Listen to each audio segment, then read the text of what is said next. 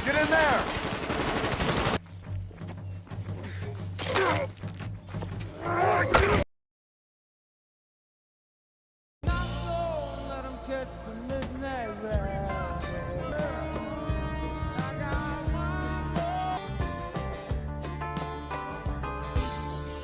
Di awal film diperlihatkannya seorang mantan militer bernama Chris yang tengah berjalan pulang menuju kampung halamannya. Di tengah perjalanan, Chris dihampiri oleh polisi bernama Watkins bersama temannya, lalu memberi tumpangan kepada Chris untuk sampai ke rumahnya.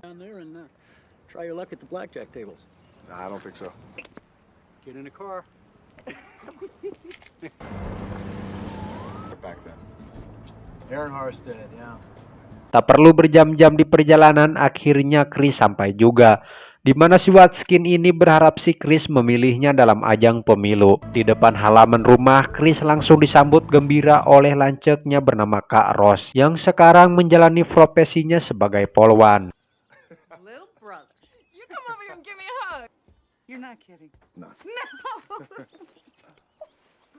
Malamnya mereka makan bareng bersama ayah dan ibunya dan keponakannya bernama Dodi yang rencananya malam ini dia mau camping di halaman rumah. I wish you had told us exactly when you were coming. I would have. Karena hujan turun, akhirnya Dodi pun tidak melanjutkan aksi camping kecil-kecilannya. Keesokan paginya ketika Chris memperbaiki tangga rumah, dia didatangi oleh teman lamanya bernama Ray. Dia merupakan seorang mantan narapidana karena terjerat kasus bubuk haram. Tetapi dia sekarang sudah tobat dan lebih menjalankan aktivitas yang lebih sehat.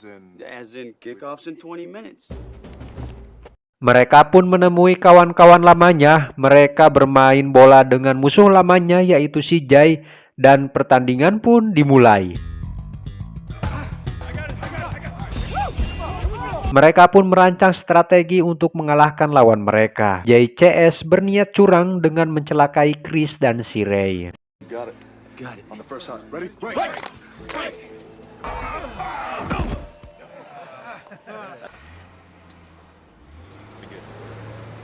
Selesai pertandingan, Chris menegur si Dodi agar dia tidak bergaul dengan anak-anak penghisap daun kelor. Malamnya, Chris dan Ray beserta kawan-kawannya mencoba mengunjungi ke tempat kasino milik si Jay. Kabarnya kasino tersebut menjadi penghasilan terbesar di kota itu. Chris yang sedang gabut pun mencoba menyaksikan si penari.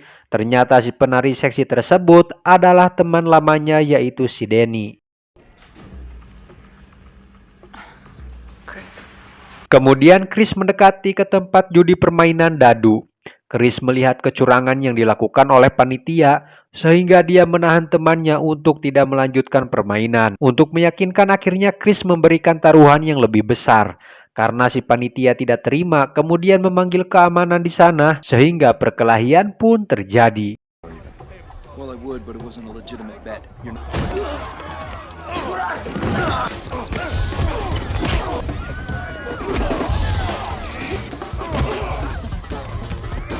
Meskipun seorang mantan militer, akhirnya Chris pun berhasil dilumpuhkan. Saat sadar, dia sudah terbaring dan dikelilingi preman yang menghajar dia tadi. Salah satunya si Bonge melihat kalung yang dipakai Chris, seorang militer, di mana dia berniat memberikan luka kenang-kenangan terhadap tubuhnya Chris.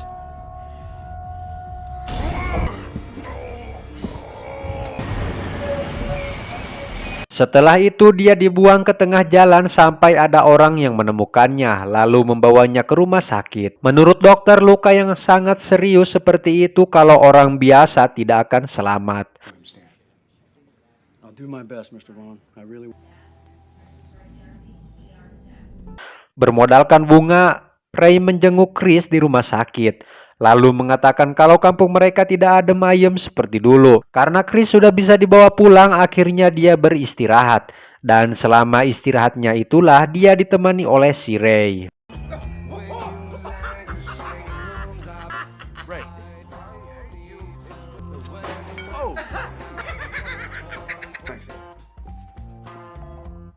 Waktu itu Chris sedang membereskan kayu sampai akhirnya Jay datang menemuinya di mana dia meminta maaf atas perlakuan kasar yang dilakukan oleh anak buahnya. Dia juga memberikan tawaran kepada Chris menjadi kepala keamanan di kasinonya dan memberikan sebuah amplop. Tetapi Chris yang sudah kapalang kehel menolaknya dan akan menemui kepolisian untuk membuat tuntutan. See you around, Chris.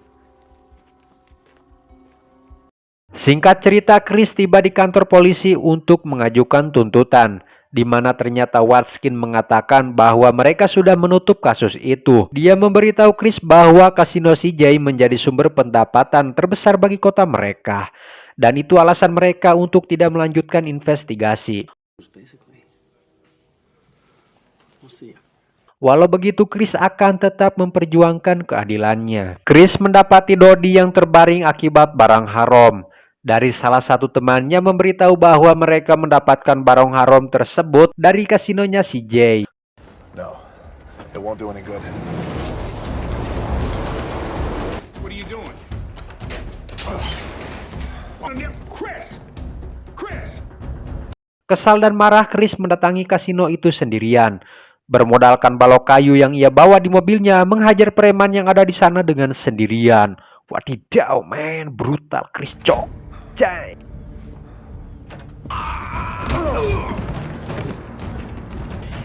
Hey,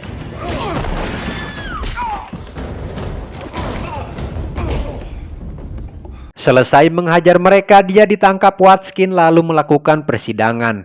Chris menyewa salah satu pengacara, tetapi dia memecatnya di tengah persidangan karena tidak berguna. Bayar-bayar mahal tidak berguna, anjir. Dia berani berdiri sendiri menegakkan keadilan ketika hukum tidak lagi mampu membela yang benar. Dia juga memperlihatkan bekas luka kepada orang-orang di sana karena dia juga menjadi korban, di mana dia berjanji jika terpilih akan menjadikan kota mereka lebih baik. With contempt. and I will make sure that this... Hakim pun memutuskan bahwa Chris dinyatakan tidak bersalah. Setelah beberapa hari terpilih menjadi sheriff, Chris tanpa basa-basi langsung memecat Watkins dan rekan-rekannya dari kepolisian karena terlalu banyak korup. Setelah itu, dia menilang si Jay yang sedang bersama ceweknya yang akan mantai. Dia bertanya peredaran narkoba yang dilakukan di kasinonya si Jay. Tetapi Jay tidak mengakui, sehingga karena kesal ejekan darinya, Chris menghancurkan lampu belakang mobilnya.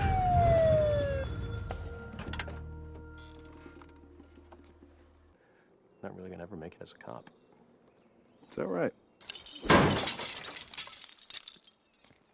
They're broken. Kemudian Chris menemui Ray dan menjadikan Ray sebagai deputinya. Alasan dia kesini mencoba meminta bantuan si Ray untuk mengungkap peredaran barang haram di sekolahan. These guys are real edgy, so delicacy is the Drill on that, right? cups. Akhirnya Bonge pun menjadi sasaran dan orang yang sangat dicurigai oleh mereka. Bahkan mereka melucuti mobil cantiknya di hadapan dia sendiri.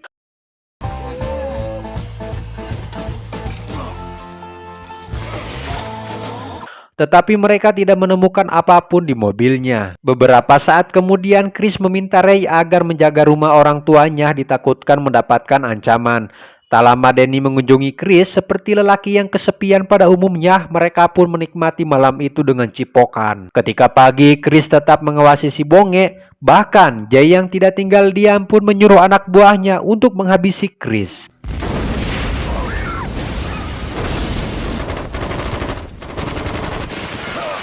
Di mana mereka menghancurkan mobil Chris dan menembak seisi ruangan, di mana Chris dan Danny bersembunyi di bawah lantai karena mereka tak henti melakukan serangan. Pada akhirnya anak buah Jay teralihkan oleh tembakannya si Danny hingga ada kesempatan buat Chris menghabisi mereka.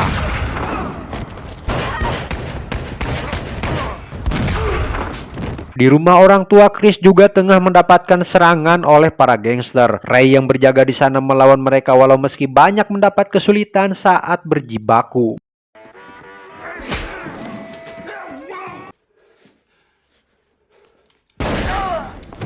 Menggunakan mobil polisi, Chris menuju ke sebuah pabrik lalu masuk ke dalam mencari CJ. Namun rupanya CJ sudah mempersiapkan jebakan untuk Chris.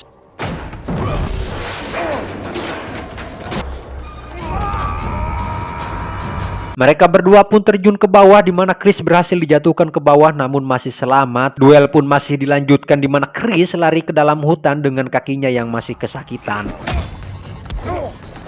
Jay membawa sebuah kampak dengan sangat berambisi menghabisi Chris dengan bermodalkan batang kayu, tetapi batang kayu tersebut bisa sangat mematikan jika berada di tangannya si Chris, bahkan dapat menghabisi lawannya. Jay pun mendapatkan serangan yang sangat brutal dari seorang Chris. Dia juga tidak mau merusak reputasinya sebagai seorang mantan militer kalau hanya kalah oleh si Jay yang hanya tukang ngasbon tapi jarang bayar.